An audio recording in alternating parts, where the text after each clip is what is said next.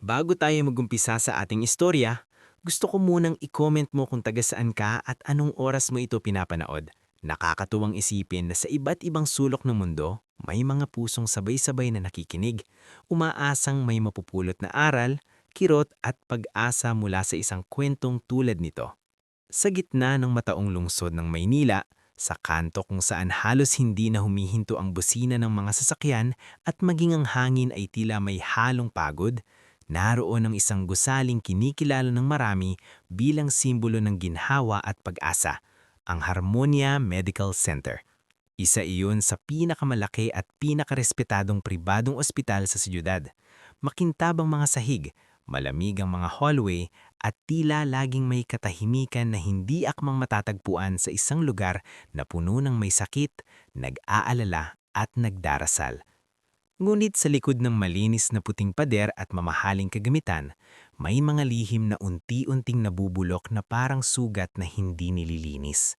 Ang ospital na iyon ay pag-aari ni Dr. Sevran Vallejo, isang bantog na doktor, negosyante at milyonaryong kinaiinggitan ng marami.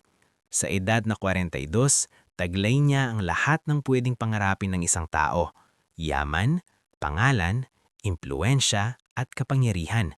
Ngunit kung titingnan mo ang kanyang mukha tuwing umaga habang naglalakad siya sa labi ng ospital, mapapansing walang bakas ng totoong saya roon. Gwapo siya sa paningin ng iba, matikas manamit at laging maayos ang tindig. Pero ang kanyang mamamata ay parang matagal nang hindi natutulog sa kapayapaan. May dahilan iyon. 7 taon na ang nakalilipas mula nang pumanaw ang kanyang asawa at nag-iisang anak sa isang trahedyang medikal na hanggang ngayon ay hindi niya kayang balikan ng hindi sumisikip ang dibdib. Ang opisyal na paliwanag noon ay komplikasyon, isang kapuspalad na serye ng maling pagkakataon. Ngunit sa kaibuturan ni Sevran, may bahagi ng kanyang pagkataong hindi kailanman naniniwala na ganoon lang kasimple ang lahat. Gayunpaman, sa halip na hukayin ng nakaraan, ibinaon niya ang sarili sa trabaho. Pinalaki niya ang ospital, pinaganda ang pamalan nito at ginawa ang lahat upang magkaroon ng kabuluhan ang natitira niyang buhay. Ang hindi niya alam, habang itinataas niya ang reputasyon ng Harmonia, may mga taong ginagamit ang kanyang katahimikan upang pagtakpan ang dumi sa loob. "Good morning, Doc," bati ng ilang empleyado habang naglalakad siya sa lobby. Bahagya lamang siyang tumanggo. "Morning." Ganito siya araw-araw, maikli, diretso at walang espasyo para sa pakikipaglapit. Hindi siya bastos, pero hindi rin siya madaling lapitan. Marami ang may takot sa kanya at ang iba naman may paghanga. Ngunit kakaunti lamang ang tunay na nakakakilala sa lalaking nasa likod ng malamig na reputasyon. Isa sa mga empleyadong hindi natitinag sa kanyang presensya ay si Nurse Elzira Montalban. Sa unang tingin, wala siyang anumang katangian na magpapahinto sa isang tao sa gitna ng hallway. Hindi siya sosyal manamit, hindi rin siya palamuti sa ospital. Ang lagi niyang suot ay plansyadong uniforme, simpleng trintas o maayos na ponytail at sapatos na halatang ilang taon ng gamit pero pinupunasan pa rin ng maigi gabi-gabi. Ngunit kapag nagsimula na siyang kumilos bilang nurse, doon mo makikita kung bakit marami ang tahimik na humahanga sa kanya. Mabilis ang kamay niya, mahinhanom ang boses, at bihira siyang magkamali. Kapag may umiiyak na bantay, siya ang unang lumalapit. Kapag may matandang pasyenteng ayaw kumain, siya ang nakakapagkalma. Kapag may bagitong nurse na kinakabahan, siya ang tumutulong kahit hindi siya obligadong mag-abala. Pero sa kabila ng lahat ng kabutihang iyon, hindi naging madali ang buhay ni Elzira. Tuwing alas 5 ng umaga, bago pa siya pumasok sa trabaho, gigising muna siya sa maliit nilang inuupahang bahay sa Santa Mesa. Doon niya aasikasuhin ang kanyang inang si Salaming, isang biyudang may rayuma at hirap ng tumayo ng matagal. Kasama rin niya sa bahay ang bunsong kapatid na si Tibor, na minsang tumigil sa pag-aaral upang magtrabaho sa junk shop, ngunit pilit pa ring pinapabalik ni Elzira sa eskwela. At ang kanyang pamangkin na si Mirel, isang 7 taong batang madalas na magtanong kung kailan babalik ang kanyang ama na matagal nang nangiiwan. "Nay, ito po muna ang gamot ninyo bago ako umalis." Mahinang sabi ni Elzira isang umaga habang inaabot ang baso ng tubig. "Anak, Bawasan mo naman ang overtime mo. Sagot ni Salaming habang nanginginig ang kamay. Mukha ka nang inuubos ng ospital na yan. Gumiti si Elzira, pero pagod ang mga mata niya. Kaya ko pa po, basta makapagtapos lang si Tibor at hindi maputol ang pag-aaral ni Mirel. Mula sa sulok ay sumabat si Tibor, hawak ang lumang bag. Ate, sinabi ko naman sa'yo, pwede na ako hindi bumalik sa school. Mag-aanap na lang ako ng mas malaking trabaho. Biglang napahinto si Elzira at tumingin sa kapatid. At pagkatapos, habang buhay mong sasabing okay lang na hanggang dyan ka na lang? Hindi kita papayagan. Ate, wag mo na akong kontrahin, Tibor. Ako na ang bahala. Ang trabaho mo, mag-aral. Sa simpleng tagpong iyon pa lang, malinaw ng si Elzira ang haligi ng kanilang tahanan. Hindi siya mayaman, hindi sikat, at walang proteksyon mula sa kahit sinong makapangyarihan. Pero bawat hakbang niya ay may pasan na 3 buhay bukod sa sarili niya. Sa ospital, hindi lahat ay natutuwa sa pagiging matuwid niya. Ang pinakakinatatakutan ng maraming empleyado roon ay si Lucas Tavera, ang head administrator ng Harmonia Medical Center. Palaging nakataas ang noo, mamahalin ng pabango, at kontrolado ang bawat salitang lumalabas sa bibig. Kapag dumiti siya, hindi iyon palatandaan ng kabaitan, kundi babala na may gusto siyang mangyari at dapat sumunod ka. Katabi niyang madalas sa mga board meetings si Dr. Oren Zafra, ang chief surgeon ng ospital. Matalino, mahusay magsalita, at paborito ng mga investors, ngunit kilala rin sa pagiging mapagmataas at mapanlait sa mga staff na mas mababa ang posisyon. Si Nurse Elzira na naman ang nag-file ng discrepancy report. Inis na tanong ni Lucasta minsang nasa admin office sila. Tumanggo si Nurse Verica Sion, isang kasamahan ni Elzira na matagal nang may lihim na inggit sa kanya. Opo ma'am, tungkol daw sa 2 charity patients na may billing na hindi tugma sa records. Humigop si Lucasta ng kape bago malamig na nagsalita. Napakasipag niya naman. Akala mo tagapagmana ng ospital. Pumasok si Dr. Oren sa usapan at marahang tumawa. May mga taong nakakalimot sa lugar nila. Kapag masyadong mabait, akala mo na pwedeng maging bayani. Pagmasdan niyo siya, sagot ni Lucasta. Ang mga ganyang tao, bumabagsak din. Kailangan lang marunong kang maghimpay. Hindi alam ni Elzira na sa bawat pagsumbong niya ng kakaibang resibo, nawawalang gamit, at pasyenteng biglang naililipat ng walang maayos na paliwanag, lalo lamang siyang nagiging target ng mga taong ayaw mabunyag ang kanilang ginagawa. May ilan nakakakita sa kabutihan niya. Isa roon si Bastian Ruarlos, isang orderly na hindi madaldal pero maaasahan. Isang hapon, nadatnan niya si Elzira sa records room habang nag-aayos ng charts. Hindi ka pa ba uuwi, nurse? Tanong niya. Hindi agad sumagot si Elzira, sinisilip niya ang isang folder na tila may kulang na pahina. Mamaya na, may hinahanap lang ako. Delikado na yung ginagawa mo. Napatingin siya rito. Anong ibig mong sabihin?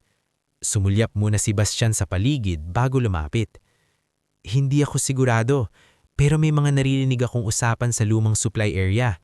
May mga records na hindi dapat pinakikialaman, at tuwing may pumapansin, biglang may issue laban sa empleyado. Bahagyang natigilan si Elzira. Bakit mo sa akin sinasabi? Dahil ikaw lang ang kilala kong hindi natatakot, mahinang sagot ni Bastian, at dahil ayaw ko na may mangyaring masama sa'yo. Hindi man niya sinabi, naramdaman niya ang ginaw sa likod niya. Hindi ito ang unang beses na may nagbabala sa kanya, pero ito ang unang pagkakataon na may direktahang nagsabi na baka nasa panganib na siya. Sa ibang bahagi ng ospital, abala si Dr. Sevran sa regular ng rounds. Ngunit habang lumilipas ang mga araw, may maliliit na bagay na nagsimulang kumalabit sa konsensya niya. Isang charity patient ang biglang nailipat sa ibang ward nang hindi pirmado ang order. Isang mahal na gamot ang lumabas sa inventory kahit walang kaukulang case. May isang dating empleyado rin na bigla na lamang nag-resign nang walang maayos na paliwanag kahit mahusay naman ang performance. Bakit ang daming irregularity report nitong buwan? Tanong niya minsan sa executive briefing. Mabilis sumagot si Lucasta. Parang nakahanda na ang paliwanag. Minor clerical issues lang po, Doc. Normal kapag lumalaki ang operasyon. Tahimik na tumanggo si Sevran, pero hindi siya kumbinsido. Mula sa dulo ng conference room, Nagsalita si Attorney Sorel Anquiza, legal consultant ng ospital. Dok, kung gusto ninyo, pwede nating ipa-audit ng masinsinan. Biglang sumingit si Dr. Oren. Hindi na kailangan. Baka lalong lumikha ng panik sa staff. Napatingin si Sevran kay Oren. Pagkatapos ay kay Lucasta. Sa unang pagkakataon sa matagal na panahon, naramdaman niyang hindi lang pagod ang bumabalot sa ospital. Parang may kung anong nilalang na tahimik na gumagapang sa ilalim ng lahat ng kinang nito. Samantala, si Elzira ay hindi tumigil. Sa isang maulang gabi, habang karamihan sa mga nurse ay nagsiuwian na o nagpapahinga na sa station, siya ay naiwan sa record section upang ayusin ang mga dokumentong ipapasa kinabukasan. Doon niya napansin ang isang lumang file na hindi dapat naroon sa kasalukuyang cabinet. Isang patient chart mula 7 taon na ang nakararaan. Hindi niya sana papansinin iyon kung hindi dahil pamilyar ang apelyidong nakalagay. Vallejo. Napatigil siya. Dahan-dahan niyang binuksan ang file. Maraming bahagi ang tila kinopila o pinalitan. May punit sa isang progress note. Ang medication log ay may correction fluid. At sa loob ng folder, may nakasingit ng liit na papel na tila na itupi ng matagal. Kinuha niya iyon at binasa. Hindi kumpleto ang mensahe, pero sapat upang manlamig ang kanyang mga daliri. Change vial before 02:15. No delay report. VIP must not create noise. Napaupo si Elzira. Hindi siya detektibe, hindi siya investigador. Isa lamang siyang nurse na araw-araw lumalaban para mapakain ang kanyang pamilya. Pero sapat ang talino niya upang malaman na ang hawak niya ay hindi simpleng clerical error. Lalo pa nang napansin niyang ang lumang CCTV backup request form na nakapailalim sa file ay minarkahan bilang destroyed, pero may pirma na tila hindi tugma sa petsa. Mula sa labas ng records room, may narinig siyang mahinang kaluskos. "May tao ba riyan?" Tawag niya. Walang sumagot. Mabilis niyang isiniksik ang maliit na papel sa bulsa ng uniforme niya, isinara ang folder at pilit pinakalma ang sarili. Ngunit bago pa siya makalabas, nakita niya sa salamin ng cabinet ang aninong dumaan sa likod ng pinto. At sa unang pagkakataon sa mahabang panahon, kahit sanay na siyang humarap sa dugo, sigaw at kamatayan, naramdaman ni Elzira Montalban ang isang uri ng takot na mas matindi kaysa alinmang emergency na nahawakan niya sa ospital. Dahil malinaw na sa gabing iyon, may lihim siyang nahawakan at may kung sinong handang gawin ang lahat para hindi na siya umabot sa bukas. Bago tayo magpatuloy sa susunod na yugto ng ating kwento, gusto ko munang muli kang kamustahin. I-comment mo naman kung taga saan ka at anong oras mo ito pinapanood. Minsan kasi, mas masarap samahan ng isang kwento kapag alam mong may iba ring pusong sabay na kinakabahan, nasasaktan, at umaasang may liwanag pa ring darating sa dulo ng lahat. Naiwan si Nurse Elzira Montalban na nakatitig sa salamin ng lumang cabinet sa records room habang humahampas sa bintana ang ulan na parang gustong tabunan ang bawat tunog sa ospital. Ang papel na natagpuan niya ay nasa loob pa rin ng bulsa ng kanyang uniforme. At kahit maliit iyon, tila mas mabigat pa kaysa lahat ng chart at report na nahawakan niya sa buong buhay niya bilang nurse. Muli niyang sinilipang paligid. Tahimik. Ngunit hindi normal ang katahimikang iyon. Sanay si Elzira sa ospital. Kilala niya ang tunog ng rolling bed, ang yabag ng duty doctor, ang beep ng monitor, at maging ang tunog ng aircon sa bawat wing. Ngunit ang katahimikang bumalot sa records room ng sandaling iyon ay ibang klase. Parang may humihinga sa dilim at naghihintay lamang ng maling galaw. Dahan-dahan niyang isinara ang cabinet at pinulot ang hawak niyang folder. Balak niyang dumiretso sana sa nurse station para itago muna ang file at ipakita kinaumagahan kay Attorney Sorel Anquiza. Sa dami ng nakitang irregularidad nitong mga nakaraang buwan, si Sorel lamang ang isa sa kakaunting taong pakiramdam niya ay maaring pagkatiwalaan. Ngunit bago pa siya makalabas ng records room, tumunog ang telepono sa sulok. Nagulat siya. Halos mabitawan niya ang folder. Matagal bago niya sinagot. "Hello?" Mahina niyang sabi. May ilang segundong katahimikan. Pagkatapos ay may boses na pabulong na sumagot. "Nurse Elzira, kailangan ka sa lumang wing. May pasyenteng nagsi-seizure. Mabilis! Sinong tumatawag? Agad niyang tanong. Mahinang paghinga lamang ang narinig niya sa kabiglang naputol ang linya. Napatitig siya sa telepono. Ang lumang wing?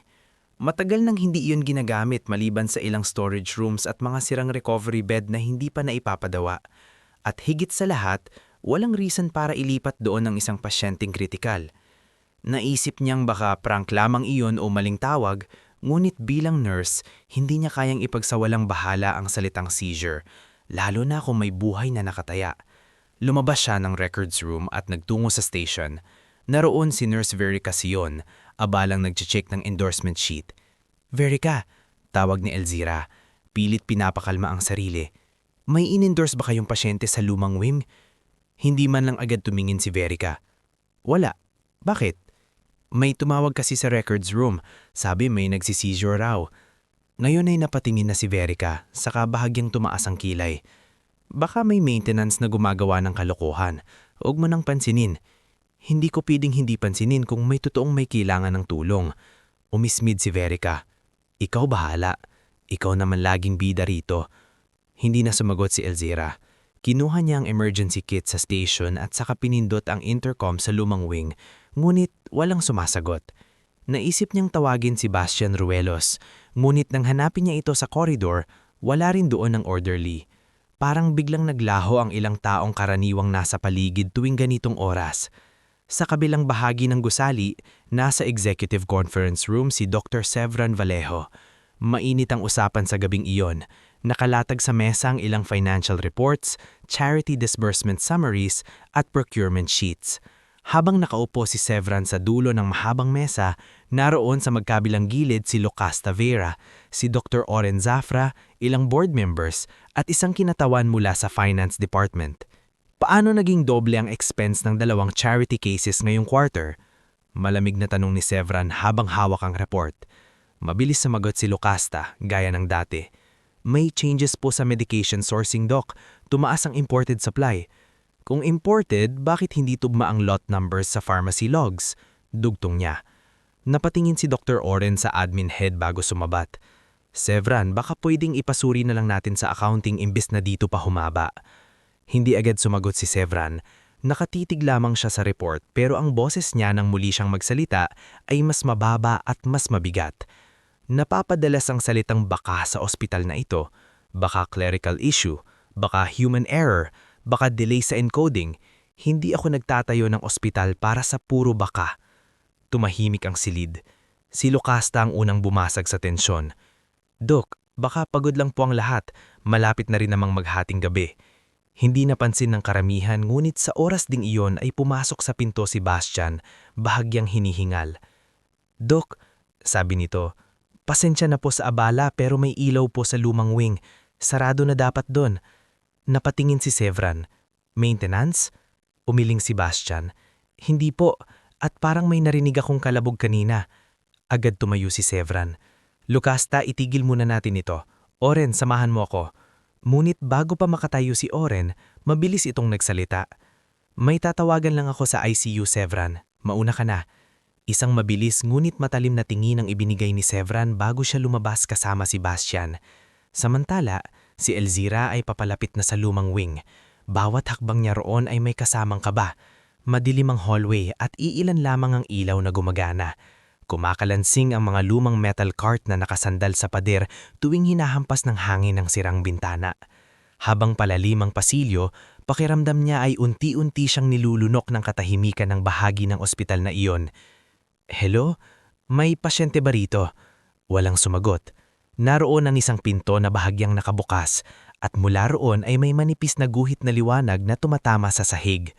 Huminga siya ng malalim at pumasok. Lumang recovery room iyon.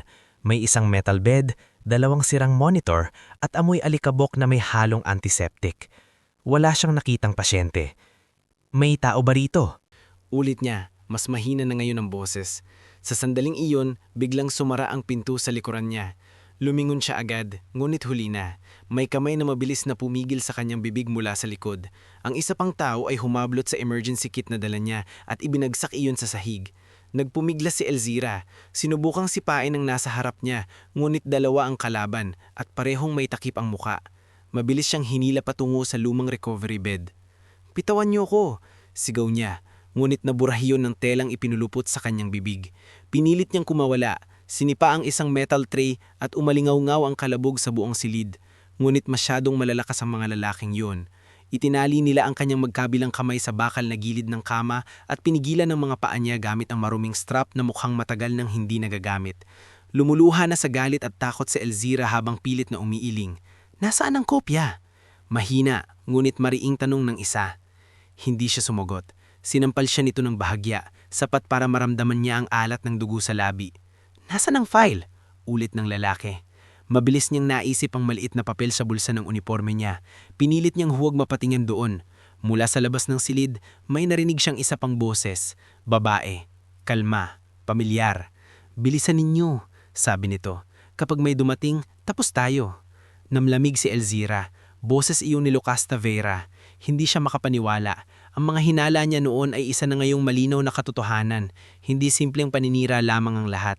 Planado ito. Matagal na. Muling yumuko sa kanya ang isa sa mga lalaking nakamaskara at kinapkapa ng uniforme niya. Nakuha nito ang folder na hawak niya, ngulit hindi ang maliit na papel na naisingit niya sa ilalim ng laylayan ng uniforme habang nagpupumiglas kanina. "Ito lang?" sabi nito. "Hanapin niyo ng mabuti." Singhal ng boses ni Lucasta mula sa labas. Sa kabilang koridor, mabilis ang lakad ni na Dr. Sevran at Bastian. "May nakita ka bang pumasok dito?" tanong ni Sevran. "Wala po, pero may isang anino akong nakita kanina malapit sa supply turn." Paglapit nila sa recovery rooms, narinig ni Sevran ang isang malakas na kalabog, kasunod ang mahinang ungol. "Doon!" sigaw ni Bastian. Hindi na nag-isip si Sevran. Sinugod niya ang pinto ng silid at malakas itong itinulak. Nagulat ang dalawang lalaking nasa loob. Ang isa ay agad tumakbo sa likod, habang ang isa naman ay sumubok dumaan sa gilid. Ngulit mabilis si Sevran. Nahablot niya ang braso ng isa at napasubsob ito sa metal trolley. Nahulog ang isang ID lace mula sa laig nito bago ito nakakawala at nakatakbo palabas. "Bastian, harangin mo!" sigaw ni Sevran. Ngulit mabilis ang pagtakas ng mga salarin. Habang hinahabol ni Bastian ng isa, si Sevran ay napalingon sa kama at doon niya nakita si Elzira. Nakatali, may pasa sa pisngi, namumula ang mga pulsuhan, nanginginig, parang biglang tumigil ang oras. "Diyos ko," halos pabulong niyang sabi. Mabilis niyang tinanggal ang telang nakatakip sa bibig ni Elzira. "Dok," nanginginig ang boses niya. "Dok."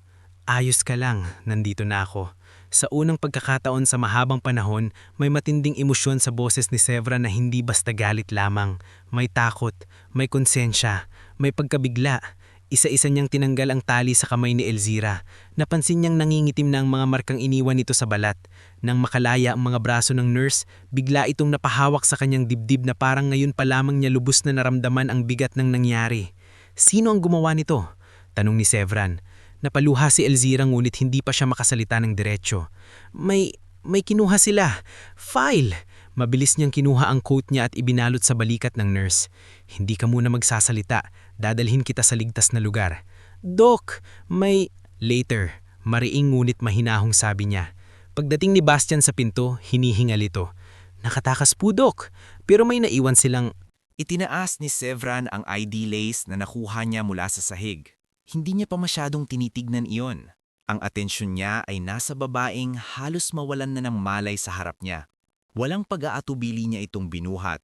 Sa bawat hakbang palabas ng lumang wing, ramdam ni Sevran ang bigat ng katotohanang nangyari ito sa loob mismo ng ospital na siya ang may-ari.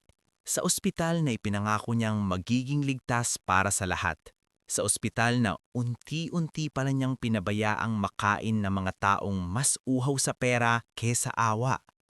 Dinala niya si Elzira sa isang pribadong consultation room malapit sa executive floor kung saan walang basta-bastang makakapasok. Siya mismo ang naglinis ng sugat sa gilid ng labi nito at nilagyan ng cold compress ang pisngit. Habang ginagawa niya iyon, napansin niya ang iba pang bakas ng lumang pasa sa braso ni Elzira. Hindi ito unang beses at lalong sumiklab ang galit sa dibdib niya. Makaraan ng ilang oras, habang ang ulan sa labas ay bahagya ng humihina, marahang gumalaw si Elzira sa hinihigaan niya. Nasa gilid ng kama si Sevran. Gising pa rin, hawak ang ID lace at ang folder na nabawi sa silid. Nang napansin niyang dumilat na ang nurse, agad siyang lumapit. "Elzira, Mahinang niyang tawag ng may kaugyat na kalaba. Naririnig mo ba ako?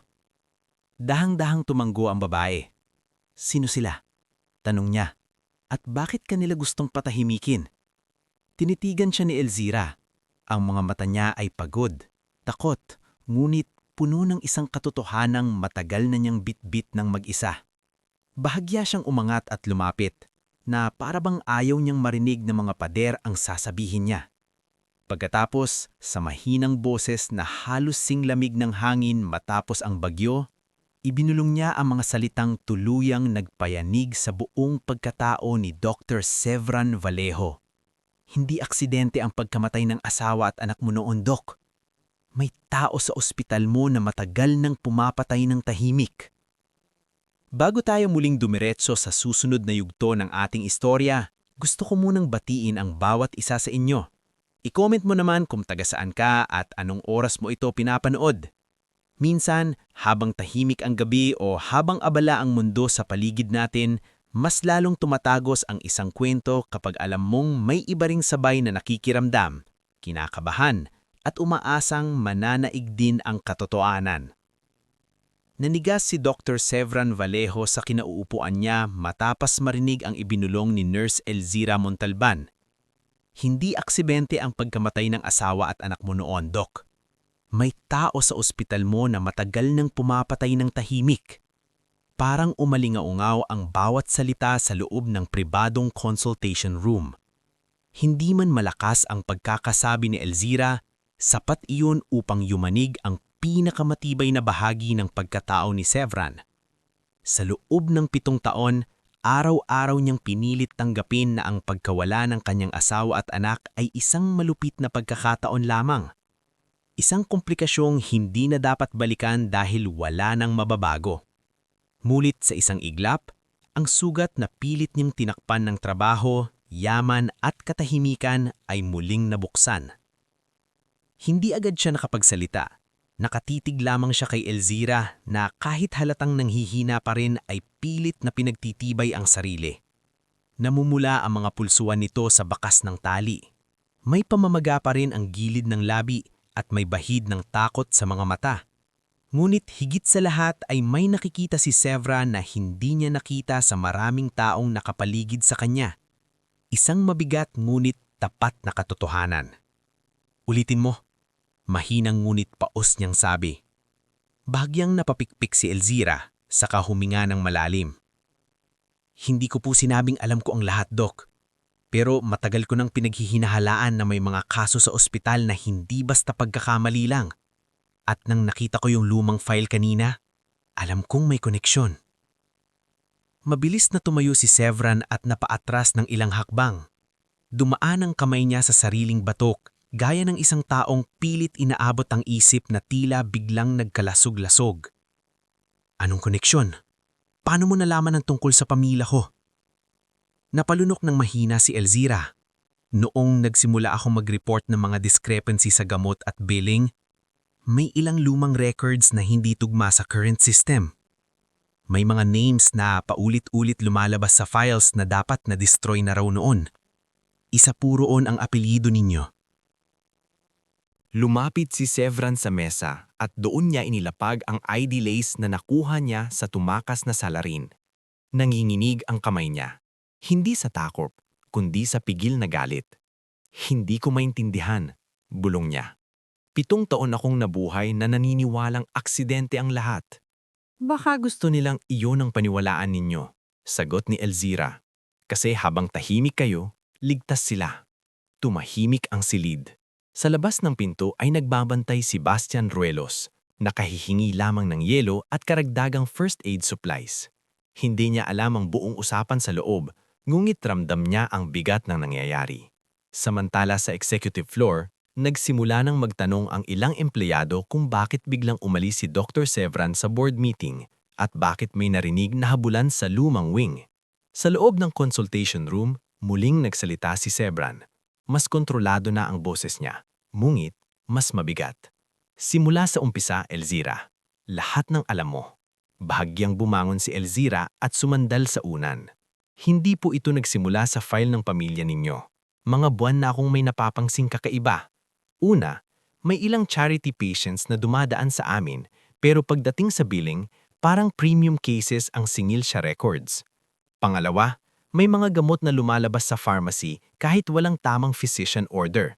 Pangatlo, may ilang pasyente na biglang naiilipat ng ward kapag alanganing oras, tapos kinabukasan iba na ang nasa chart. Tapos, tanong ni Sevran. Tapos po, may mga nurse na bigla na lang nililipat o nagre-resign. Yung iba tahimik na lang. Yung iba, umiiyak pero ayaw magsalita. Nauuna kala ko normal na politika lang sa ospital.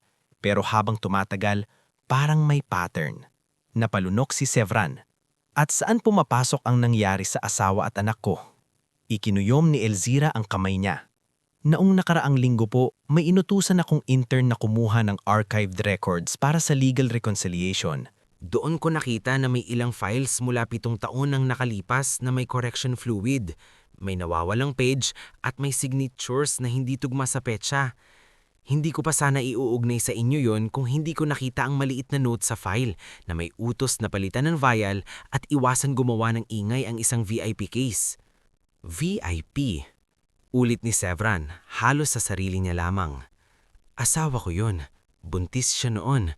Nakakonfine siya sa private suite. Umangat ang tingin ni Elzira sa kanya. Kaya po ako natakot kasi kung kayang pakialaman ng case ng pamilya ninyo, ibig sabihin wala silang sinasanto. Muling bumalik kay Sevran ng ilang alaala na matagal niyang iniwasan. Ang hating gabing tawag mula sa on-duty resident. Ang pagmamadali niyang makarating sa ospital. Ang magulong paliwanag noon ni Dr. Oren Zafra na isa sa mga doktor na humawak sa kaso ng kanyang asawa. Ang pagkakasabing nagkaroon daw ng unexpected reaction sa gamot. Lahat iyon ay pinaniwalaan niya dahil sa sobrang sakit at dahil marahil sa isang bahagi ng kanyang sarili na hindi na kayang maghanap pa ng karagdagang detalye. Ngulit ngayong kaharap niya si Elzira, tila may mga eksenang bumabalik ng mas malinaw. Ano ang nakuha nila sa'yo kanina? Tanong niya. Yung buong folder, sagot ni Elzira. Pero hindi nila nakuha ang note. Agad siyang napatingin. Nasaan? Dahan-dahang inabot ni Elzira ang laylayan ng kanyang uniforme at mula roon ay hinugot ang nakatiklop na maliit na papel na halos madurog na sa pagkakasilid. Iniabot niya iyon kay Sevran. Kinuha iyon ng doktor na parang banal na bagay na ayaw niyang mapunit. Nang buksan niya, muling bumalik ang lamig sa kanyang batok. Iisa lamang ang sulat kamay sa note at sa ilang correction remarks sa lumang report na nasa alaala niya. Hindi niya pa masabi kung kanino iyon, ngulit may kung anong malalim na pamilyar. Hindi ito pwedeng lumabas kahit kanino muna, sabi niya, lalo na hindi kina Lucasta at Oren. Napatanggo si Elzira. Alam ko po. Hindi mo alam kung gaano kalalim ang maaring masangkot dito. Tiningnan siya ni Elzira ng tuwid. Dok, ginapos nila ako sa sarili niyong ospital. Pakiramdam ko po, sapat na yun para malaman kong malalim nga. Napahinto si Sevran. Doon niya unang naramdamang hindi lamang isang empleyado ang kaharap niya. Isang babae itong ilang buwan, marahil ilang taon, nang nagdadala ng panganib at pangamba habang patuloy na nagtatrabaho ng marangal. At sa gabing iyon, sa halip na umiiyak lamang sa takot, pinipili pa rin nitong magsalita. Lumambot ang kanyang boses. Pasensya ka na. Bahagyang natigilan si Elzira. Dok? Pasensya ka na kung nangyari to sa ilalim ng pangalan ko, sa ospital ko. Hindi agad sumagot si Elzira. Ilang segundo ring tanging tunog ng mahina ng ulan tumatama sa bintana ang narinig sa silid. Pagkatapos ay marahan siyang nagsalita. Hindi niya naman po kasalanan ng kasakiman ng ibang tao, pero magiging kasalanan na natin kung hahayaan natin silang manalo. Hindi alam ni Sevran kung bakit, pero sa kabila ng matinding gulo sa isip niya, ang linyang iyon ng unang bagay na tunay na tumama sa kanya ng gabing iyon. Makalipas ang ilang minuto, pumasok si Bastian sa silid. Dok, sabi nito, may mga nagtatanong na po sa floor. Sabi raw ni Ma'am Lucasta may unauthorized disturbance lang sa lumang wing dahil sa maintenance. Mabilis na napatingin si Sevran. Sinabi niya iyon? Opo, at hinahanap din daw po si Nurse Elzira. Nagkatinginang sina Sevran at Elzira. Sabihin mong na-assign siya sa private observation dahil nahilo sa duty, sagot ni Sevran. at huwag mong sasabihin sa kahit sino na nandito siya. Tumanggo si Bastian. Opo, Doc. Bago ito lumabas, muli siyang nagsilita. Doc, may gusto rin po sana akong sabihin. Tukol saan? Noong isang linggo po, nakita ko si Pharmacist Yarden Kabil na nagtatalo sa stock officer sa basement supply room. Tukol yata sa mga gamot na may magkaibang batch number pero pareho ang paper trail. Hindi ko lang po pinansin noon kasi ayokong makisali. Nasaan si Yarden ngayon? Tanong agad ni Sevran. Nasa night shift po yata. Pagkalabas ni Bastian, agad nagpasya si Sevran. Kakausapin natin si Yarden, pero hindi ngayon. Kailangan mo na kitang ilagay sa ligtas. Hindi ako pwedeng mawala bigla, Doc. Magdududa sila. Mas gusto mo bang bumalik sila at tapusin ang sinimulan nila? Napatahimik si Elzira. Makinig ka sa akin, sabi ni Sevran, habang pinipilit ayusin ang sarili. Sa mga susunod na araw, wala kang gagalawin ng mag-isa. Wala kang pupuntahang sulok ng ospital ng walang kasama. At lahat ng mahahanap mo, kahit gaano kaliit, sa akin mo muna ibibigay. Tumaas ng bahagya ang kilay ni Elzira.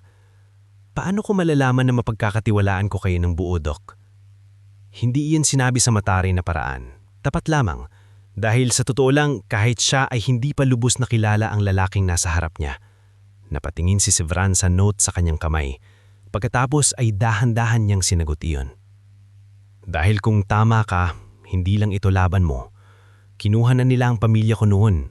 Hindi ko hahayaang may kunin pa sila ulit. Doon sa unang pagkakataon, may nakita si Elzira na hindi niya nakita kailanman sa mukha ng milyonaryong doktor na kinakatakutan ng lahat. Isang taong sugatan pero gising na gising. Hindi na lamang itong isang amo, may-ari o sikat na surgeon, isa na rin itong ama at asawang 7 taong nabuhay sa kasinungalingan. Kinabukasan, bahagyang sumikat ang araw matapos ang magdamag na ulan. Ngunit sa loob ng Harmonia Medical Center, nanatiling makapal ang ulap ng tensyon. Sa cafeteria, nagbubulungan ng ilang empleyado. May narinig dang nagulo sa lumang wing kagabi. Baka magnanakaw lang. Hindi raw, sabi ni Verica, may staff na nahuli sa records room. Sa nurse station naman, pilit na maayos ang kilos ni Nurse Verica, pero halatang nagmamatsyag. Tuwing may dadaan na senior staff, agad itong magtatanong kung nakita na ba si Elzira. Sa admin office naman, tahimik lamang si Lucas Tavera habang nagkakape, nguit ang mahigpit na pagkakakuyom ng mga daliri niya sa tasa ay nagsasabing hindi siya panatag. Nasaan na si Nurse Montalban? Malamig na tanong ni Lucasta. Under observation daw po, ma'am. Observation? Dahil saan? Low blood pressure raw. Hindi sumagot si Lucasta, ngunit napakaliit ng ngiti sa gilid ng kanyang labi. Isang ngiting hindi mapagkakatiwalaan. Sa kabilang banda, sa maliit na private lounge na pansamantalang tinuluyan ni Elzira, dumating si Attorney Sorel Angkisa matapos siyang ipatawag ni Sevran. Siya ang mag-iisang legal consultant na pinili ni Sevran na isama sa unong bilog ng katotohanan. Pagkapasok ba lamang ni Sorel, napansin na nito ang pasa sa mukha ni Elzira. Sino ang gumawa nito? Mariin niyang tanong. Later na ang galit, putol ni Sevran. May mas malaki tayong problema. Inilapag niya sa mesa ang note at ikinuwento ang lahat ng nalalaman nila sa maikling paraan. Habang tumatagal ang paliwanag, lalong tumitigas ang mukha ni Sorel. Kung totoo ito, sabi niya, hindi lang internal corruption ang kaso natin, posibleng criminal conspiracy na may cover-up pa. Alam ko, sagot ni Sevran. At ang pinakamahirap, dugtong ni Sorel, baka may mas marami pang kasali kaysa sa inaakala natin. Tumanggo si Elzira, kaya kailangan nating kumilos ng maingat. Mula sa loob ng maliit na lounge na iyon, nabuo ang isang tahimik na alyansa. Si Dr. Sevran na may kapangyarihan, ngulit ngayon lang muling natututong tumingin sa likod ng sariling institusyon. Si Nurse Elzira na matagal nang nagdurusa, ngunit ayaw patahimik. Si Attorney Sorel na handang isugal ang propesyon para sa ebidensya. At sa paligid nila, mga side characters na unti-unting maaaring maging susi. Si Bastian, si Yarden, marahil maging si Chaplain Moises Stadle, na kilalang takbuhan ng mga empleyadong may lihim na hinagpis. Ngunit habang nagsisimula silang magbuo ng plano, hindi nila alam na sa itaas ng gusali, mula sa tinted glass ng admin office, tahimik silang pinagmamasdan ni Lucasta. At sa likod ng kanyang malamig na mga mata, malinaw ang isang bagay. Hindi siya titigil hanggat hindi niya nababawi ang lahat ng ebidensyang maaaring magpalubog sa kanila. Samantala, sa loob ng dibdib ni Dr. Sevran, may isang bagay na matagal nang patay ang muling nabuhay. Hindi pa iyon kapayapaan, hindi pa iyon hustisya, kundi isang mas mabigat at mas mapanganib na apoy, ang pangakong hahanapin niya ang buong katotohanan, kahit wasakin pa nito ang lahat ng pinaghirapan niyang itayo. Bago tayo dumako sa mas mabigat na bahagi ng ating istorya, gusto ko munang muli kang anyayahan. I-comment mo naman kung taga saan ka at anong oras mo ito pinapanood. May kakaibang hatid ang isang kwento kapag sabay-sabay itong pinapakinggan ng mga taong may kanya-kanyang sugat, alaala, at pag-asang baka sa huli, may katarungang darating din para sa lahat. Hindi agad kumilos si Dr. Sevran Vallejo matapos ang tahimik nilang pulong ni na Nurse Elzira Montalban at Attorney Sorel Angkisa sa private lounge ng ospital. Sa unang tingin, parang bumalik lamang siya sa dati niyang anyo. Mahinahon, malamig, kontrolado. Ngunit sa loob, wala nang natitirang katahimikan. Ang dating doktor na nakasanayang paghiwalayin ang emosyon at trabaho ay isa ng asawang niloko ng sariling sistema, isang ama na maaaring 7 taon nang nabubuhay sa kasinungalingan, at isang may-ari ng ospital na mayon pa lamang totoong nagigising sa kabulukang unti-unting sumakop sa kanyang pangalan. Pagpatak ng 9:00 ng umaga, nagpalabas siya ng isang biglaang memorandum. May malawakang internal restructuring na magaganap sa Harmonia Medical Center. Lahat ng departmental records, pharmacy logs, procurement files, at charity billing documents ay dadaan sa special audit. Lahat ng lumang access sa archives ay pansamantalang sususpindihin. Ang sinumang mahuhuling sisira o magtatago ng records ay agad nasasailalim sa investigasyon. Nang mabasa iyon ng mga empleyado, agad na umikot ang kaba sa buong ospital. Sa admin office, hindi maitago ni Lucasta ang paninigas ng panga. Hawak niya ang kopya ng memo habang nakaupo sa harap ng mesa niya, at sa unang paraon sa maraming taon, pakiramdam niya ay may bagay na lumulusot na sa kontrol niya. Hindi ito normal, malamig niyang sabi kay Oren Zafra na kararating pa lamang. Hindi ba't sinabi mong nakuha na ng mga tao mo ang folder kay Elzira? Folder lang, sagot ni Lucasta. Pero hindi ako nasisigurado kung may nakita pa siyang iba. Then we should have finished it last night. Mahinang singhal ni Oren. Biglang tumalim ang tingin ni Lucasta. Huwag mo akong pagsalitaan na para bang ako ang dahilan kung bakit tumalpak ang mga taong mo. Nagkatinginan sila ng ilang segundo. 2 taong parehong sanay magkubli, ngunit parehong unti-unti nang nilalaman ng takot. Sa kabilang banda, hindi aksyon agad ang pinili ni Sevran. Pinili niya ang ayos, ang tiyaga at ang tiempo. Alam niyang ang mga taong ganito kalalim ang kasalanan ay hindi magpapahuli sa simpleng paratang lamang. Kailangan niya ng konkretong ebidensya, ng mga testigong hindi uurong at ng legal na sandatang hindi mababasag sa harap ng pera at impluensya. Sa hapon ding iyon, palihim niyang ipinatawag si pharmacist Yarden Cabil sa lumang conference room sa ikapitong palapag. Pagpasok ni Yarden, halatang kabado ito. Matalino siyang lalaki, masinop sa records at hindi palaimik. Ngunit sa paraan ng mabilis na pagtingin niya sa likod bago tuluyang isara ang pinto, kitang-kita ang takot na matagal na pala nitong bitbit. Nandito po ba talaga si Attorney Sorel? Tanong nito. Nasa loob siya, sagot ni Sevran mula sa dulo ng silid. At nandito rin si Nurse Elzira. Nang makita ni Yarden si Elzira na may bahagyang bakas pa rin ng pasa sa mukha, namutla ito. Anong nangyari sa'yo? Tanong nito. Mahabang kwento, mahinang sagot ni Elzira. Pero kailangan namin ng totoo, Yarden. Tumahimik ang pharmacist. Ilang sandali siyang nag-isip sa kadahan-dahang inilapag sa mesa ang isang maliit na external drive at 3 photocopied sheets. Akala ko po dati, mali lang talaga ang encoding, sabi niya. Pero paulit-ulit na nangyayari. Parehong purchase order, magkaibang batch number, parehong invoice, magkaibang actual stock, at may ilang gamot na expired na dapat pero nire-relabel. Napasinghap si Sorel. May kopya ka nito? Hindi ko po sinasadya nung una. Nag-save lang ako para proteksyon sa sarili ko. Kasi kapag nagtanong ka rito, ikaw pang napapasama. Isa-isang binasa ni Sevran ng mga dokumento. Habang tumatagal, lalong nagdidilim ang ekspresyon niya. Nakatala roon ng mga shipment ng ilang life-saving drugs na ipinapasok sa charity system pero ang totoong ginagamit sa pasyente ay mas murang substitute o kaya'y near expiry stock. Ang diferensya sa presyo ay nawawala sa procurement chain na pinipirmahan ng admin at isang senior physician approval. At sa ibaba ng dalawang dokumento, iisa ang lakda ng approving medical authority, Dr. Oren Zafra. Napaigting ang hawak ni Sevran sa papel. May iba ka pa bang alam? Tanong ni Sorel. Tumanggo si Yarden. May ilang pamilya ring nagreklamo noon tungkol sa biglang paglala ng kondisyon ng mga pasyente nila matapos palitan ng gamot. Pero bago pa lumaki ang usapan, may settlement nang nangyari. Tapos tatahimik na ang lahat. Settlement? Ulit ni Elzira. Opo, karaniwan ay may cash assistance o libreng burol. Minsan naman, tinatakot na baka sila pang masisi kung mag-iingay. Nagkatinginan sina Elzira at Sevran. Unti-unti nang nagiging malinaw ang lawak ng sindikato. Hindi lamang ito usapin ng pandaraya sa records, mga buhay ang ginamit nilang puhunan. Makalipas ang 2 araw, mas umigting ang tensyon sa ospital. Maraming staff ang hindi mapakali. May ilang kusang naglinis ng locker, may ilan namang biglang nagsimulang mag-leave.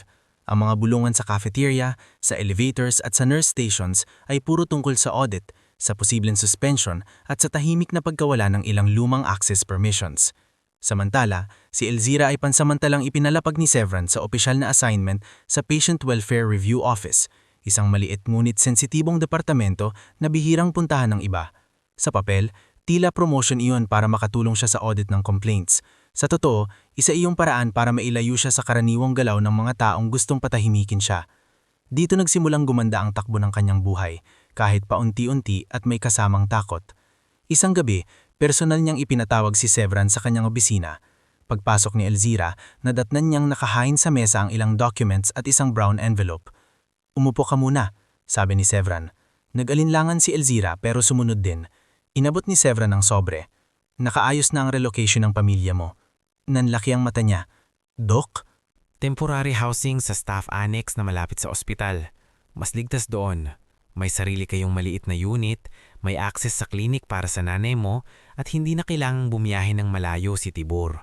Napatidig si Elzira sa sobre. Hindi ko po ito kayang bayaran. Huwag mong isipin yun ngayon. Hindi ito pabor. Protective arrangement ito. Pero bakit pati pamilya ko?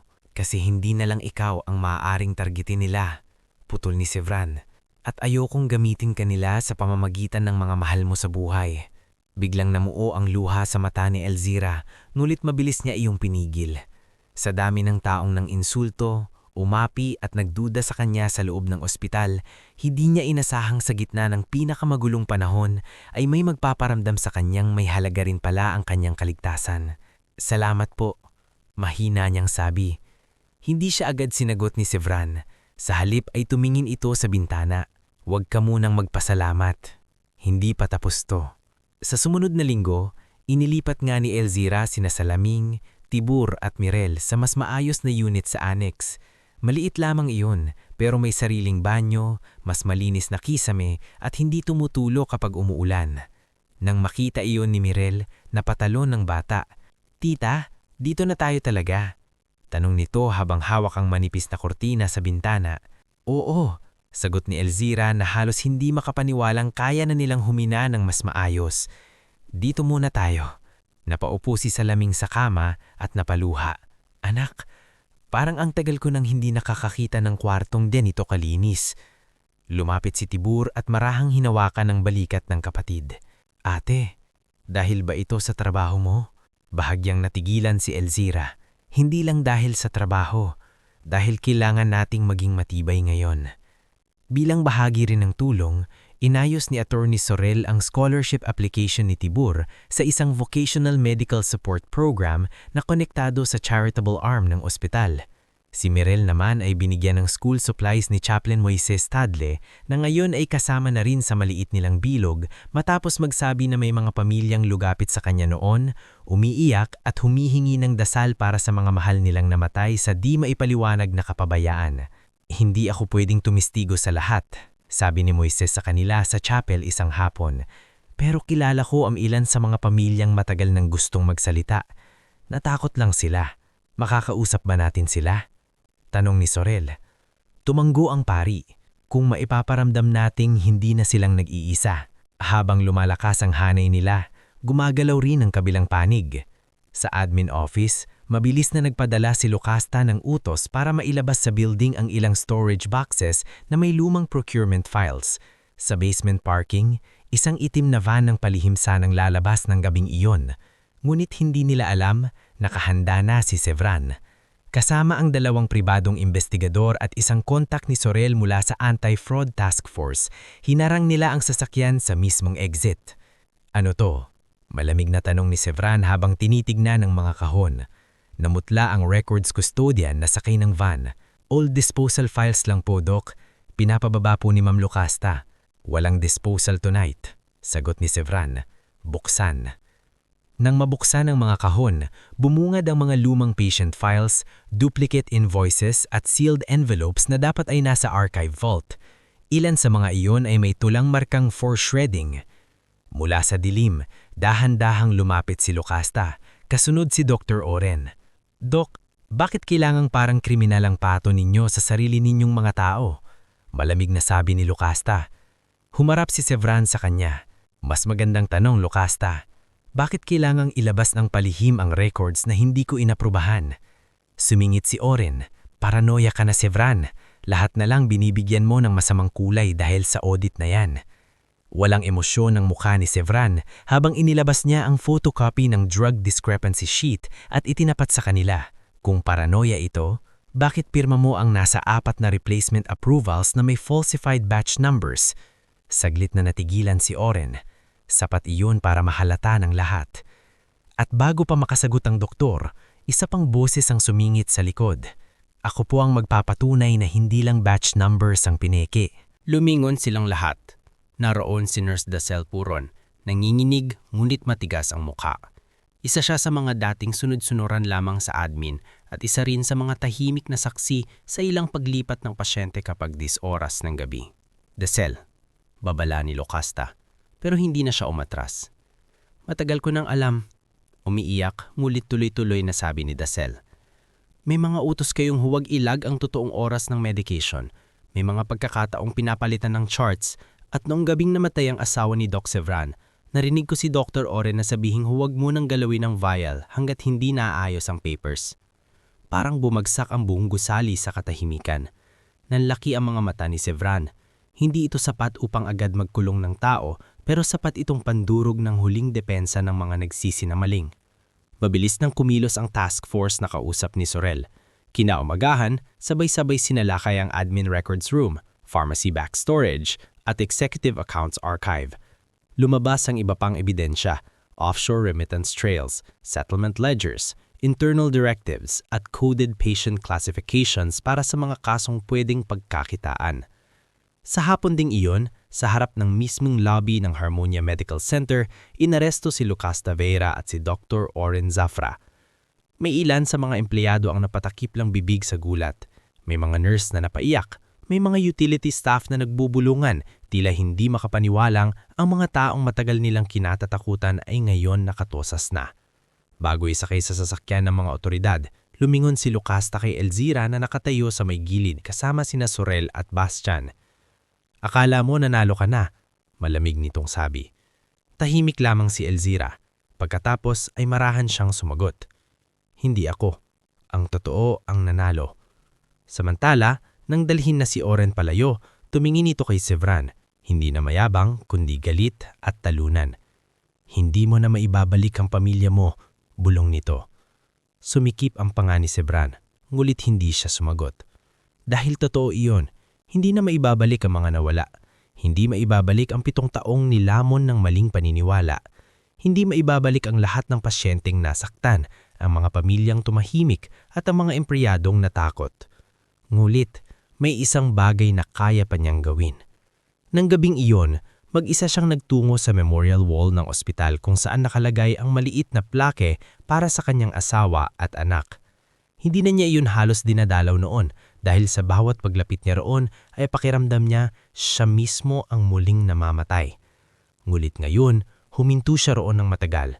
Walang luha sa kanyang muka, wala ring dramatikong panaghoy, taning isang lalaking pagod, sugatan, ngunit sa unang pagkakataon ay hindi nabulag. Makalipas ang ilang sandali, naramdaman niyang may lumapit sa likod niya. Si Elzira iyon. Hindi siya nagsalita agad.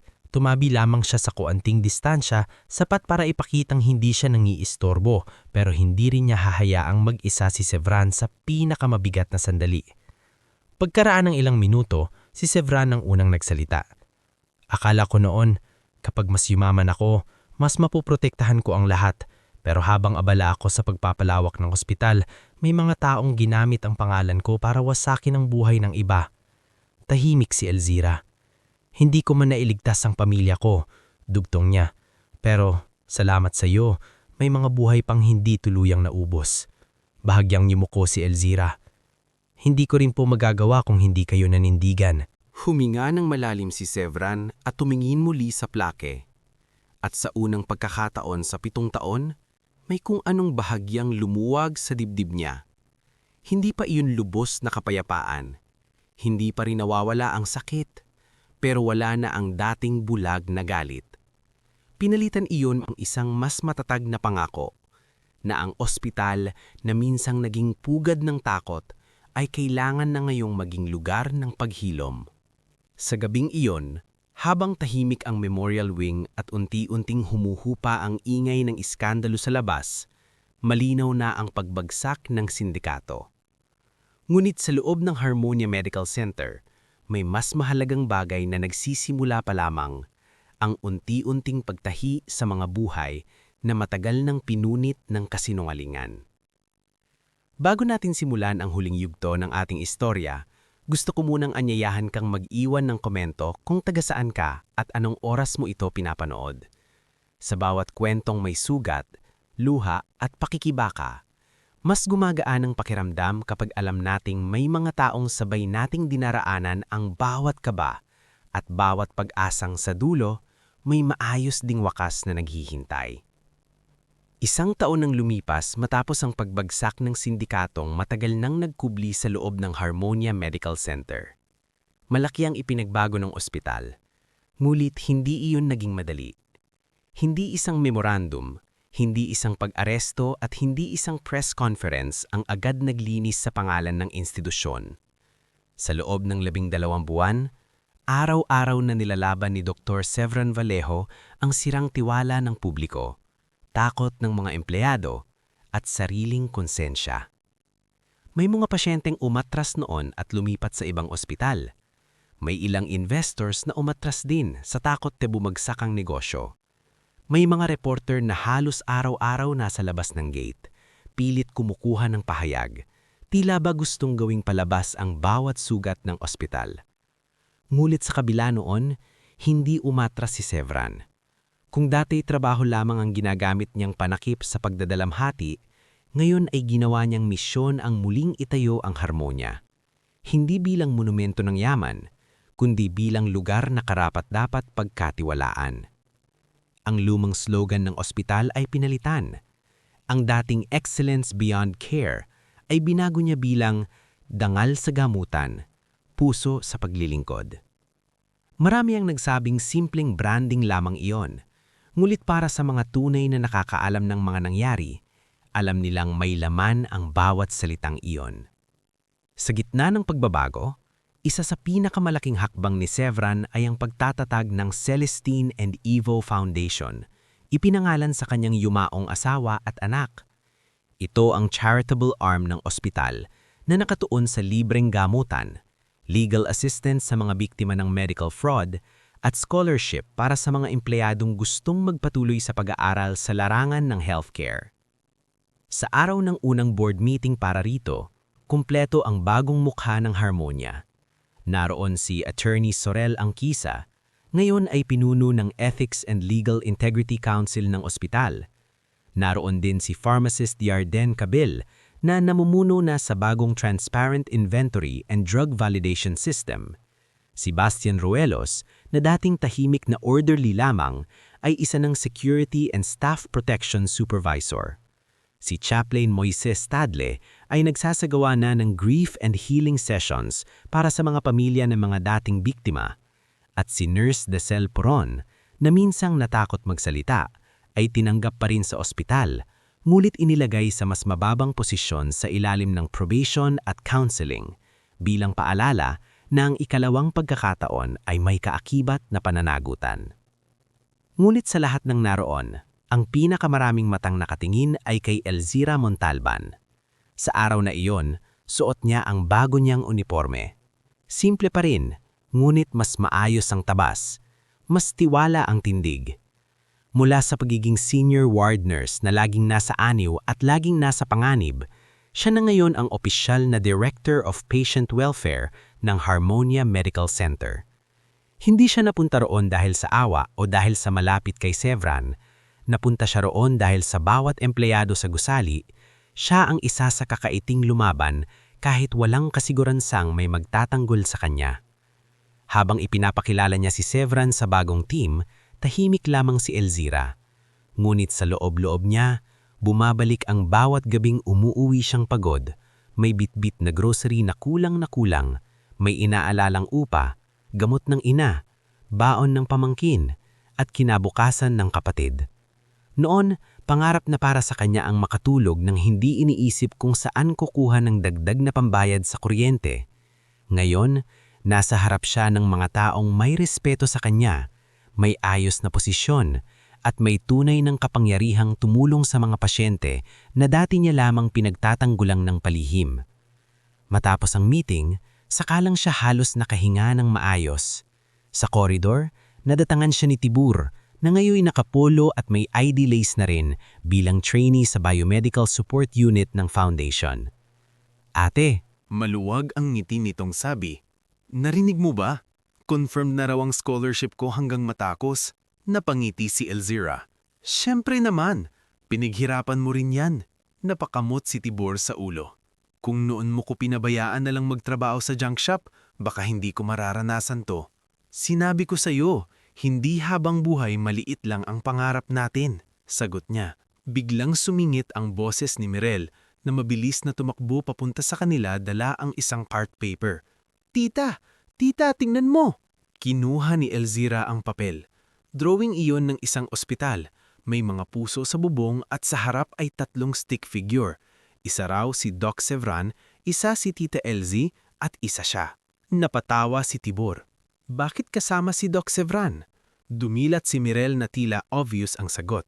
Kasi mabait siya at doktor siya at sinabi ni Lola na siya raw ang tumulong para gumaling ang paa niya. Sa likod nila, nakaupo si Salaming sa wheelchair sa may hardin ng annex habang kausap si Chaplain Moises. Malayo na ang hitsura niya kumpara sa nakaraang taon. Hindi man lubusang nawala ang rayuma at ang panghihina ng kanyang katawan, mas maayos na ang kanyang gamutan. Hindi na siya namumutla sa kakaisip ng gastos. Hindi na rin siya kailangang magtago ng sakit para lang huwag dumagdag sa pasanin ng anak. Nang lapitan siya ni Elzira, marahan siyang ngumiti. Anak, sabi ni Salaming, naaalala mo ba nung sabi mo sa akin noon, kakayanin mo pa? Akala ko nooy sinasabi mo lang yon para hindi ako mag-alala. Umupo si Elzira sa tabi nito. Hindi ko rin po akalaing aabot tayo rito. Humawak si Salaming sa kamay ng anak. Minsan, ang pinakamatitibay pala, sila yung tahimik lang pero hindi bumibitaw. Napaiyak si Elzira, ngulit ngiting may gaan na ang kasama noon. Samantala, sa loob ng gusali, iba rin ang tahimik na pagbabago kay Dr. Sevran. Hindi na siya ang dating doktor na mabilis maglakad sa hallway na parang ayaw masagi ng kahit anong emosyon. Ngayon, humihinto siya kapag may staff na bumabati. Nagtatanong siya sa charity desk kung ilan ang natutulungan kada linggo. Dumadalaw siya sa grief support room, hindi bilang may-ari, kundi bilang isang taong minsang nabuhay din sa pagkawala. Hindi rin nawala ang dignidad at tikas niya. Nariyan pa rin ang kanyang otoridad, ang talim ng isip at ang taas ng pamantayan sa trabaho, ngunit ang dating lamig sa kanya ay napalitan ng mas tahimik at mas totoong malasakit. Isang hapon, habang paalis na sana si Elzira matapos ang isang mahabang araw ng pag-aasikaso sa bagong patient welfare reports, may tumawag sa kanya mula sa hardin sa likod ng ospital. Elzira! Paglingon niya, nakita niya si Sevran na nakatayo roon, nakasuot ng simple ngunit mamahaling long sleeve, walang kasama at hindi mukhang may dalang trabaho. Ang harding iyon ay hindi ordinaryong lugar. Dati itong bahagi ng lumang wing na balak isara ni Sevran noon dahil sa cost-cutting plans. Ngunit matapos ang lahat ng nangyari, ipinaayos niya iyon at ginawang free recovery center garden para sa mga pasyenteng walang kakayahang magbayad ng private room therapy. Lumapit si Elzira. "Doc, may kailangan po ba kayo?" Sandaling hindi sumagot si Sevran. Tinignan lamang niya ang bagong tanim na mga halamang puti sa gilid ng pathway. "Naaalala mo ba?" Tanong niya, "kung gaano kapangit ang lugar na to noon?" Bahagyang napangiti si Elzira. "Opo, amoy alikabok at kalawang. At dito rin nagsimula ang isa sa pinakamadilim na gabi sa buhay mo." Tumahimik siya. Pero ngayon, dugtong ni Sevran, dito na nagpapahinga ang mga pasyenteng dati hindi man lang mapansin ng sistema. Siguro, iyon ang gusto kong mangyari sa buong ospital, na ang lugar na minsang ginamit sa pananakot, magiging lugar ng paghilom. Tumingin si Elzira sa paligid. "Nagawa niyo na po." Umiling si Sevran. "Hindi ako nag-iisa." Napatingin siya rito. May kakaibang tahimik sa pagitan nila ng mga sandaling iyon. Hindi na iyon ang tensyon dulot ng panganib. Hindi na rin iyon pawang respeto lang sa pagitan ng employer at empleyado. Mas malalim na iyon. Nabuo sa pagitan ng dalawang taong parehong nasugatan, parehong lumaban, at parehong natutong muling magtiwala. "May gusto kong aminin," sabi ni Sevran. Bahagyang kumabog ang dibdib ni Elzira ngunit nanatili siyang kalmado. "Ano po iyon?" Napabuntong hininga siya. "Noong una, akala ko ang iniligtas ko lang sa lumang wing ay isang nurse na napag-initan ng mga taong gahaman. Pero habang tumatagal, napagtanto kong mas malaki pala ang naisalba mo." Hindi makapagsalita si Elzira. "Kung hindi dahil sa'yo," patuloy ni Sevran, "hindi ko makikita ang totoo. Hindi ko malilinis ang pangalan ng pamilya ko. Hindi ko maibabalik ang dangal ng ospital. At higit sa lahat, baka habang buhay akong mabubuhay na parang kasama ring namatay ang puso ko." Ramdam ni Elzira ang pag-init ng mga mata niya, pero hindi siya umiwas. "Ako rin po," mahinang sagot niya. "Kung hindi dahil sa inyo, baka hanggang ngayon takot pa rin ako. Baka nasa lumang inuupahan pa rin kami, nangamba sa bawat bayarin at iniisip na walang mangyayari kahit magsabi ako ng totoo. Hindi lang ninyo ako iniligtas noong gabing iyon, Doc. Tinuruan ninyo rin akong may saysay palang lumaban hanggang dulo." Hindi agad nagsalita si Sevran. Pagkatapos ay marahan siyang lumapit, sapat lamang para maramdaman ni Elzira ang init ng kanyang presensya, ngumit hindi sapat upang mawala ang respeto sa pagitan nila. "Sevran," sabi nito. Nagtaka si Elzira. "Po, matagal mo na akong tinatawag na Doc. Wala namang masama roon. Pero sa pagkakataong ito, Sevran na lang." Napangiti siya ng bahagya. "Hindi po yata ako sanay." "Masasanay ka rin." Natawa si Elzira, maliit ngulit totoo. Marahil iyon ang unang pagkakataon na narinig ni Sevran ang ganoong klaseng tawa mula sa kanya. Hindi pagod, hindi pilit, hindi puno ng pangamba. Pagkaraan ng ilang linggo, dumating ang anibersaryo ng muling pagbubukas ng Harmonia Medical Center bilang restructured institution. Hindi iyon marangyang selebrasyon tulad ng karaniwang ginagawa ng mga mayayamang ospital. Wala masyadong artista, wala ring magarbong programa. Ang naroon ay mga empleyadong tunay na nagtrabaho para sa pagbabago, mga pamilyang natulungan ng foundation, ilang dating pasyente at mga taong minsang nawalan ng tiwala ngulit piniling bigyan ng ikalawang pagkakataon ang lugar. Sa gitna ng simpleng programa, tinawag si Dr. Sevran sa entablado. Nagpasalamat siya sa lahat, ngunit nang akala ng lahat ay tapos na ang kanyang mensahe, huminto siya at tumingin sa kinaruroonan ni Elzira sa hanay ng staff. "Bago tayo matapos," sabi niya, "may isang tao akong gustong pasalamatan sa harap ninyong lahat." Napalingon ang mga tao kay Elzira. Nakilala ko siya sa panahong akala ko wala ng buhay ang natitirang bahagi ng puso ko. Isa siyang nurse na hindi pinili ang katahimikan kahit mas madali sana iyon. Isa siyang anak, ate at yahin na ilang taong nagsakripisyo nang hindi naghihintay ng kapalit. At isa siyang babae na hindi lang ko nailigtas. Siya rin ang nagligtas sa pangalan ko, sa konsensya ko at sa natitirang buhay ko. Namumuo ang luha sa mata ng marami, lalo na kina Salaming at Mirel. Hindi makagalaw si Elzira sa kinatatayuan niya. Maraming salamat, Elzira Montalban, sabi ni Sevran, malinaw at tuos sa harap ng lahat. Unti-unting pumalakpak ang mga tao, hanggang sa lumakas iyon ng lumakas. Tila ba hindi lamang nila pinapalakpakan ang isang tao kundi ang lahat ng tinahak nilang sakit bago marating ang araw na iyon. Habang umiilaw sa likod nila ang bagong pangalan ng Charity Wing, habang nakamiti si Tibur, habang yakap ni Salaming si Mirel, habang nakatayo sina Sorel, Jordan, Bastien, Dasel at Moises na tila kapwa saksi sa muling pagbuo ng isang nawasak na mundo, dahan-dahang huminga si Elzira. Noon, nagising siya sa gapos, pasa at takot. Ngayon, nagising siya sa isang buhay na may dignidad, kapayapaan at haga. At sa wakas, ang kwentong minsang nagsimula sa dilim ng isang ospital ay nagtapos hindi lang sa paghihigante, kundi sa mas bihirang himala, ang muling pagtahi ng mga pusong halos tuluyang napunit hanggang sa maging buo silang muli.